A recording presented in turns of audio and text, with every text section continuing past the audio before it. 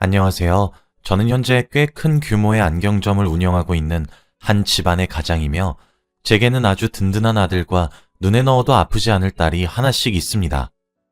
아들과 딸은 각각 32살, 28살입니다.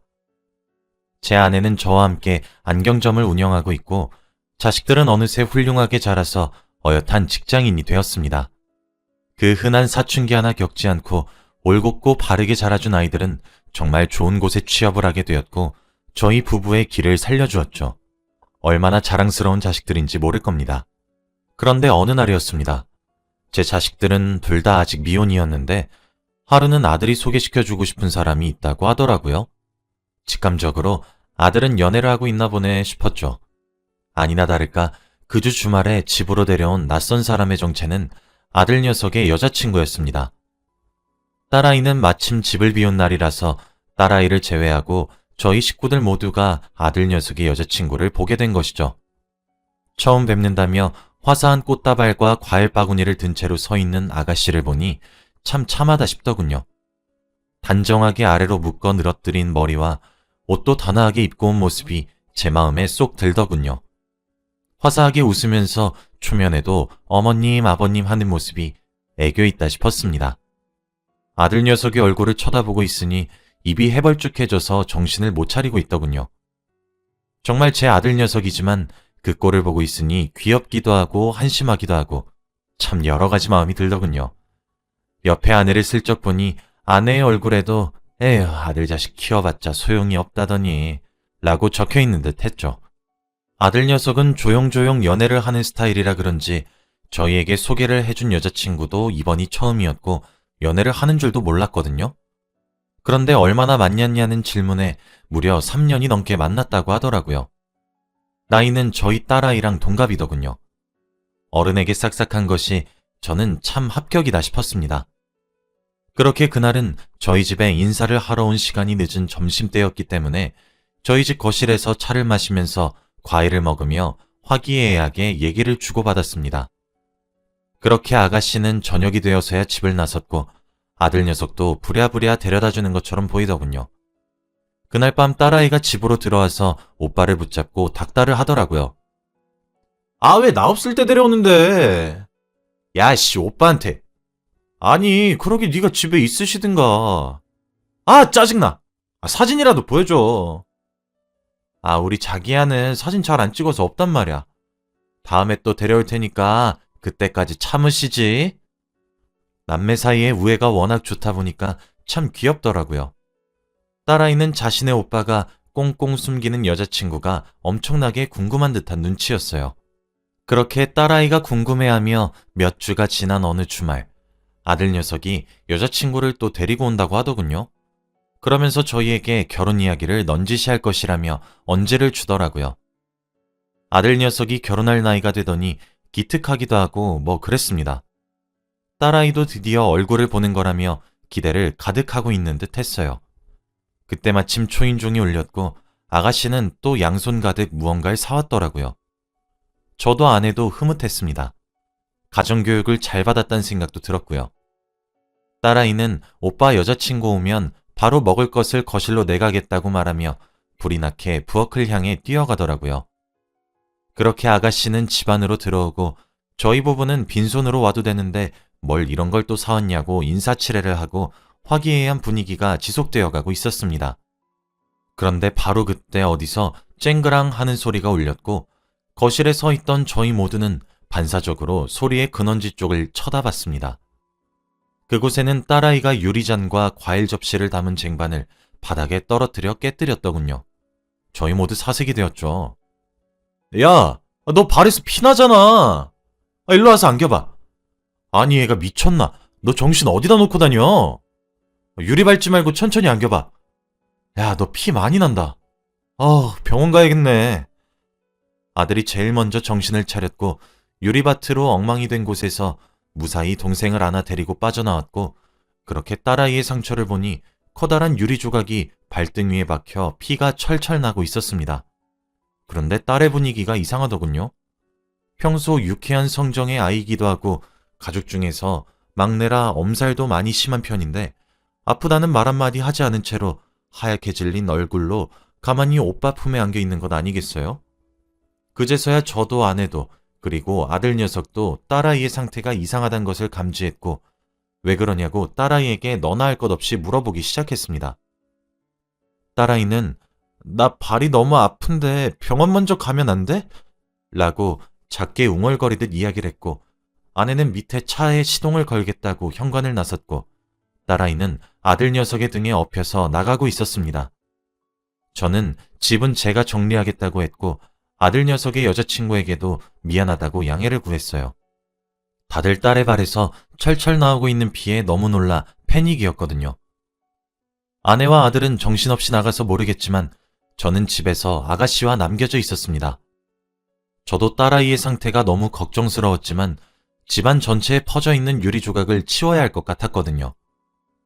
그런데 그때 저는 아가씨의 분위기도 뭔가 이상하다는 생각이 들더라고요. 저는 미안하지만 다음에 우리 쪽에서 식사 대접을 하겠다고 정말 미안하다며 사과의 말을 했었는데 아가씨는 평소와 달리 말갛게 웃는 얼굴이 아닌 하얗게 질린 얼굴로 네 라고 대답을 하고 집을 나서더군요. 그러고 한참 시간이 흐른 뒤 가족들은 딸아이와 함께 집으로 돌아왔습니다. 생각보다 크게 찢어졌기 때문인지 발등을 꿰매었다고 하더라고요. 그래도 신경이 다치거나 한 것이 아니라며 천만다행이라고 가슴을 쓸어내렸죠. 그렇게 그날이 지나가는 듯 했습니다. 그런데 그날 이후 딸아이가 심상치 않은 상태더군요. 잘 다니고 있던 회사에도 그동안 아껴서 몰아서 쉬려고 쓰지 않은 연차를 몰아서 쓰질 않나. 그렇게 집에 있으면서도 방에서 나오질 않고 가만히 틀어박혀 있질 않나. 그렇다고 밥을 잘 먹는 것도 아니고. 처음 저희 가족들은 딸아이에게 휴식이 필요할 수 있겠다고 생각해서 그저 내버려 두었는데 점점 딸아이의 상태가 심각해지기 시작했어요. 일주일은 틀어박혔다가 다시 회사에 출근을 하기 시작했는데 그 이후로 밤마다 소리를 지르며 악몽에서 깨어나고 울면서 깨어나기를 수차례. 저와 아내는 상의 끝에 딸아이에게 이야기를 들어야겠다고 생각했죠. 점점 예민하게 구는 듯한 딸아이의 모습이 너무 마음이 아팠거든요. 여자끼리 이야기해보겠다고 아내는 딸아이의 방으로 들어갔고 둘이서 이야기를 하는 듯 했습니다. 방문 너머로 이야기해보자, 싫다, 이런 실갱이를 하는 듯한 소리가 들리더니 이내 딸아이의 울음소리도 들렸어요. 마침 그때 아들 녀석이 퇴근을 하고 집에 도착했더라고요. 딸아이의 방문을 서성이던 아들 녀석은 동생 상태가 아직도 저렇냐며 걱정을 하더라고요. 바로 그때 아내가 딸아이의 방문을 열고 나왔고 가족끼리 이야기를 해야 될 것 같다고 하더군요. 방에서 나오지 않는 딸아이의 모습에 딸은 이라고 말을 하니 일단 내버려둬야 할 것 같아 라고 아내는 대답했죠. 아들과 저는 영문도 모른 채로 거실에 앉았고 아내는 심각한 표정으로 말문을 열었습니다. 민수야, 너도 모르고 있었니? 지금 여자친구가 민지 학창시절에 왕따를 시켰던 사람이었단 건 말이야. 아내의 말에 아들과 저는 너무 놀랐어요. 아니 여보, 왕따라니 갑자기 무슨 뚱딴지 같은 소리야? 엄마, 진짜예요? 사실 저희 딸아이는 고등학교를 다른 지방에서 나왔습니다. 지금이야 저희 부부가 규모가 꽤 큰 안경점을 운영하고 있었지만 지금으로부터 10년 전엔 집안 사정이 매우 어려웠어요. 딸아이가 중학교를 졸업하고 고등학교에 진학을 해야 하는 시기가 왔을 때 저와 아내는 돈을 벌어야 해서 전국 팔도를 돌아다녀야 했어요. 아내라도 딸아이 곁에 남겨두고 싶었었죠. 그 당시 딸아이도 10대의 어린아이였으니까요. 그런데 그러기엔 저희 집 사정이 너무 여의치가 않더군요. 아들의 대학교 등록금도 전부 빚이었고 당장 생활비로 쓸 수 있는 돈도 없었거든요. 저와 아내는 지금 생각해보면 참 그랬으면 안 되었다 싶긴 했지만 딸과 아들에게 상황을 납득시키기 위해 저희 집 사정을 설명해 주었고 저와 아내는 떠나야 될 것 같다고 말을 했어요. 아마 저희는 그때 아직 어린 자식들에게 의젓함을 강요했던 것만 같네요. 아들 녀석은 그럼 자신은 서울에서 다니고 있는 대학을 휴학을 하고 군대를 일찍 가겠다고 했고 딸아이는 혼자 남겨지기 싫다는 듯 굴더니 이내 결심을 굳힌 듯 언제 다시 함께 살 수 있냐고 묻더군요. 그래서 저희는 2년 내로 무조건 함께 살게 노력하겠다고 약속을 했어요. 그렇게 아들은 군대로 떠났고 딸아이는 홀로 남았죠. 저와 아내는 빚을 갚고 안경점 미천을 만들기 위해 정말 굳은 일 험한 일 마다하지 않고 죽어라 일만 했어요. 밤에 오늘 하루를 마친 딸아이에게 걸려온 전화나 간혹 군대에서 휴가를 나와 남매가 함께 걸려온 전화가 저희 부부의 버팀목이었습니다. 그래도 아들이 군대에서 휴가를 나오면 친구들을 만나고 싶을 법도 한데 아직 어린 동생 때문인지 휴가를 나오면 동생과 함께하는 시간만 가지더군요. 어린 나이에 그런 책임감을 지우게 한 것 같아 미안하면서도 의젓한 것이 흐뭇하고 그랬었죠. 그러다 운이 좋게 저희가 시골에 버려진 땅을 가지고 있었는데 땅값이 올라 정말 높은 가격에 거래할 수 있었고 저희 부부가 밤낮 없이 일한 결과로 아득하다고만 느껴졌던 빚을 전부 다 갚을 수 있었습니다. 사실 2년 동안은 빚의 절반을 갚는 것이 목표였거든요. 그래도 절반을 탕감하고 나면 여유가 생겨서 아내는 딸아이의 곁에 둘 수 있을 거라 생각했었는데 참 운이 좋았죠. 그렇게 장사 미천을 마련했고 딸아이와 아들 녀석이 있는 곳으로 돌아와 서울로 이사를 했고 집도 아파트로 옮겼습니다. 하지만 그 시간이 약속했던 2년보다 반년 정도는 더 걸린 것 같아요. 그래서 그런지 이미 아들도 전역을 했더군요. 그동안 혼자 버텨준 딸아이가 그렇게 장하고 아들 녀석이 고마울 수가 없었어요. 내 가족이 새 출발을 하던 날, 우리 모두는 뜨거운 눈물을 흘리며 감격했었죠. 그래서 저와 아내는 까맣게 몰랐습니다. 아무리 빚에 허덕이는 삶을 살았다고 하더라도 딸아이에게 이렇게 무심했었던 사실이 저와 아내에겐 큰 충격으로 다가왔어요. 그런데 그렇게 홀로 버텨야 했던 2년 반이라는 시간 동안 학교에서 따돌림을 당했다고 하더군요. 어쩌다 소문이 났는지는 모르겠지만 딸아이가 혼자서 지내는 모습을 본 학생 하나가 학교에 소문을 냈고 그게 와전이 되고 또 되면서 저와 아내는 야반도주로 딸아이를 버리고 떠난 사람이 되어 있었고 딸아이는 버려진 자식이 되어 있었습니다. 게다가 아들 녀석도 군대에 가서 연락이 잘 되지 않으니 소문이 또 더해졌고요. 그리고 저와 아내는 아무리 빚을 갚는 것이 중하다고는 하지만 딸아이에게 생활비를 넉넉하게 보내주었어요. 남들처럼 학원비를 마음껏 내주진 못했지만 아이가 혼자 생활하고 남을 돈을 보내주었어요. 그런데 그 돈을 아껴서 썼더군요. 저희가 집을 합칠 때 딸아이의 통장에 저희가 2년 반 동안 보낸 생활비가 거의 80% 정도는 고스란히 담겨 있어서 저와 아내는 정말 놀랐었거든요. 이렇게 알뜰했나 싶어서요.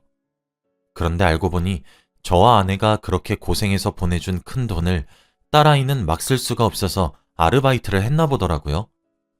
그런데 그것도 서빙을 하는 아르바이트였는데 목격한 학생이 딸아이가 술을 팔러 다닌다는 헛소문을 내게 되어 딸아이는 그렇게 왕따를 당하게 되었습니다. 처음에는 그냥 아이들이 놀아주지 않는 정도였다고만 해요.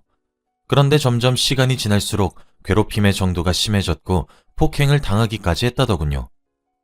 마침 폭행을 크게 당하고 집으로 돌아온 날 아들 녀석이 말도 없이 동생을 놀래키겠다고 서프라이즈로 군대에서 말년 휴가를 나와 상처투성이인 딸아이를 보게 되었고 사건의 전말을 알게 되었다고 했어요. 당장 부모님께 이야기하자는 오빠를 동생이 울면서 뜯어 말렸더군요. 짐을 더 이상 얹어줄 수 없다고 우리끼리 알아서 하자고 하면서요. 그렇게 그 이야기를 10년이 지난 지금까지 우리에게 숨겨왔던 거였습니다. 다행히 아들 녀석은 그 다음날 학교로 무작정 찾아가 딸아이의 담임 선생님을 뵙고 상담을 했다고 하더군요. 저런 상황까지 방치한 동생의 담임에게도 아들은 무척 화를 냈고 언론에 제보하겠다, 교육청에 신고하겠다며 교무실에서 아주 길길이 날뛰었다고 하더군요. 교장 선생님과 교감 선생님이 교무실에 내려와 길길이 날뛰는 아들 녀석을 뜯어말릴 정도였다고 해요. 아들 녀석은 전날 밤에 그쪽으로 밤새 무슨 법이 어떻게 있는지 공부를 해갔다고 했어요. 폭행으로 경찰에 신고하겠다고 아주 학교를 쑥대밭으로 뒤집어 엎었다고 하더군요. 어이가 없었던 것은 학교에서 저희 부부가 딸아이의 교육에 직접적으로 오거나 그럴 수 없단 것을 아니까 방치했던 상황이었고요.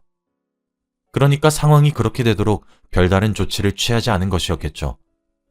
아들이 눈을 뒤집으며 난리를 쳤고 실제로 경찰에게 신고도 했다고 하더라고요. 미성년자라도 폭행으로 신고하니까 경찰차는 타야 되었고 그렇게 학교가 뒤집어졌다더군요.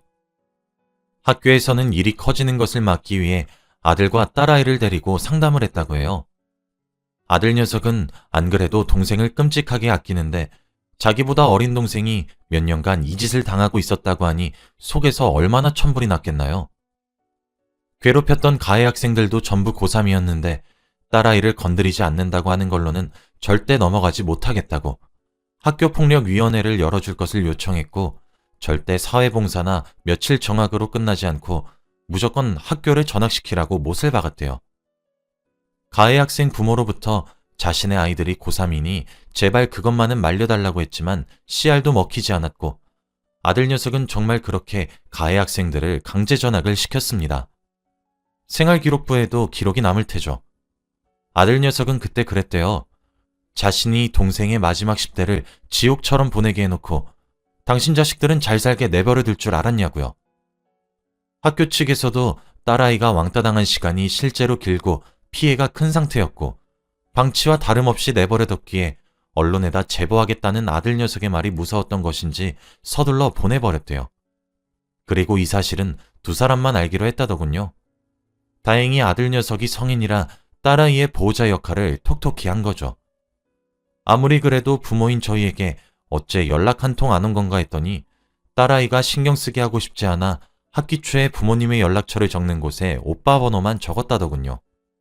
그렇게 딸아이는 괴롭힘 당하면서도 잘 살겠다고 아득바득 도끼를 품어서 공부와 알바만 몰두했고 대학도 잘 가고 취업도 잘했고 장밋빛 인생을 사는 듯 했습니다. 그렇게 딸아이도 서울에 있는 대학교에 합격하게 되어 저희 가족은 서울로 이사를 하게 된 것이고요. 저희 부부는 그런 아들과 딸이 그저 혼자서도 저렇게 훌륭하게 자라줘서 고마울 뿐이었는데 그런 속사정이 있었더라고요. 그런데 그 가해 학생 중 한 사람이 지금 아들 녀석의 여자친구였다더군요. 아들 녀석은 그때 전역한 신분이 아니었기 때문에 말년 휴가에 나와 그렇게 학교에 깽판을 치고 결과나 그런 것들은 동생으로부터 들었다고 해요. 혹시나 아들 녀석이 다시 군대로 돌아가고 동생인 딸아이를 회유할까 걱정돼서 매일 전화를 해서 상황을 물었고 이렇게 하라 저렇게 하라 시켰기 때문에 아들 녀석은 가해 학생들을 보지 못했다고 하더라고요. 그리고 그렇게 딸아이의 처우가 개선되자 학교에 또 소문이 나서 남은 기간 동안 아무도 딸을 건드리지 않았다고 하네요. 아내의 입에서 나온 사실도 충격이었는데 그 시절 그런 어두운 과거를 남매에게 주었던 사실도 너무 충격적이었고 아들의 입에서 나오는 이야기들에 저희 부부는 너무 죄스러워졌습니다. 아들은 그렇게 한참을 얘기하다가 말없이 또 한참을 앉아서 생각하더니 밖으로 나가버렸고 저와 아내는 딸아이의 방에 들어가 미안하다는 말만 반복하면서 꼭 안아주었어요. 딸아이는 그제서야 아이처럼 저희 부부의 품에 안겨 엉엉 울더군요. 얼굴을 보자마자 10년이 된 세월이 흘렀어도 당시에 있었던 일들이 파노라마처럼 스쳐 지나갔고 너무 두렵고 무서웠다고 정말 죽여버리고 싶었다고 소리치듯 우는데 가슴이 찢어지는 듯 했습니다. 그렇게 한참을 딸아이를 달래고 있는데 현관문이 벌컥 열리더니 아들이 들어오더군요. 여자친구인 그 가해 학생과 함께 말이에요. 아마 그 학생도 딸아이가 유리잔을 깨서 다친 날 서로 한눈에 알아봤을 겁니다. 그러니 그날 하얗게 질렸던 것이겠죠. 무릎 꿇고 사과하라며 길길이 날뛰는 아들 녀석의 모습에 저희 모두 놀랐고 더 놀란 것은 여자친구의 태도였어요. 정말 미안하다고 그 당시 자기가 너무 어렸고 무지했다고 실수였다고 잘못했다고 그런데 지금 자신은 너의 오빠를 너무 사랑하고 있다고 용서해주면 안 되냐며 무릎을 꿇고 두 손을 모아 싹싹 빌더군요. 참 그 광경을 보고 저희 모두는 할 말을 잃었습니다. 잠시 정막이 흐르고 아내는 비명을 지르듯 소리를 지르며 네가 뭔데 여길 오냐면서 그 학생의 머리를 잡고 흔들기 시작했어요. 그렇게 한바탕 난리가 났고 제가 나서서 그 가해 학생을 일단 집 밖으로 내보냈습니다. 제 마음 같아서도 딱이라도 한 대 치고 싶은데 딸아이에게 그것조차 상처가 될까 염려되어 함부로 행동을 하지 못하겠더라고요. 아들 녀석은 저런 여자랑 결혼하지 않을 거니까 안심하라며 동생을 달랬고 딸은 그런 아들의 말에 자신이 죄인이라며 미안하다고 신경 쓰지 말라며 또 오열을 하고 아내는 가슴을 치면서 이러고도 자신이 엄마냐며 엉엉 울었고 저 또한 비참함과 참담함에 뒤섞여 할 말을 잃었습니다. 지금은 그 일이 있은 지 벌써 석 달이 지났어요. 딸아이는 점차 일상으로 돌아오고 있고 아들 녀석은 헤어진 모양이더군요. 그 여자가 종종 저희 집을 찾아오는데 그때마다 아들 녀석이 나가서 한바탕 난리를 하고 경찰을 불러서 쫓아내는 것 같더라고요. 딸아이는 당시에 많은 상처를 받았지만 그래도 가족 전체가 이렇게 자신을 위해 나서는 모습을 보고 안정을 되찾아가는 것 같아요. 저희는 딸아이와 심리 상담을 함께 다니고 있습니다. 혹 또 인지하지 못하는 커다란 상처가 있을지 겁이 나서 말이에요. 아내는 딸아이만 걱정을 하는데 저는 저희에게 보여줄 정도로 진지하게 만났던 여자와 한순간에 이별하게 된 아들의 마음도 많이 걱정이 되더라고요. 며칠 전 아들에게 괜찮냐고 넌지시 물어보니 머뭇거리더니 아직은 많이 힘들지만 이게 맞는 것 같다고 대답을 하더라고요. 부모가 돼서 자꾸 자식들에게 책임을 지게 하는 상황만 만드는 것 같아 참 뭐라 대꾸해줄 말이 없더군요. 미안하다고 아빠가 늦었지만 뭐든 다 해주겠다고 말을 하니 아들은 고맙다고 얘기했어요. 이번 일조차 부모인 저희가 나서서 도와줄 수 없는 것이 참담한 것 같아요. 저희는 아들과 딸을 살뜰히 보살피는 중인데 여전히 부모가 되어서 어떻게 해야 할지 모르겠네요. 여기까지가 제 이야기였습니다. 긴 이야기 들어주셔서 너무 감사하고요. 제 이야기를 듣고 저희에게 질타의 말이든 조언의 말이든 뭐든 말해주시면 달게 듣겠습니다. 여러분들의 가정은 평안하시길 바라며 글을 줄이겠습니다.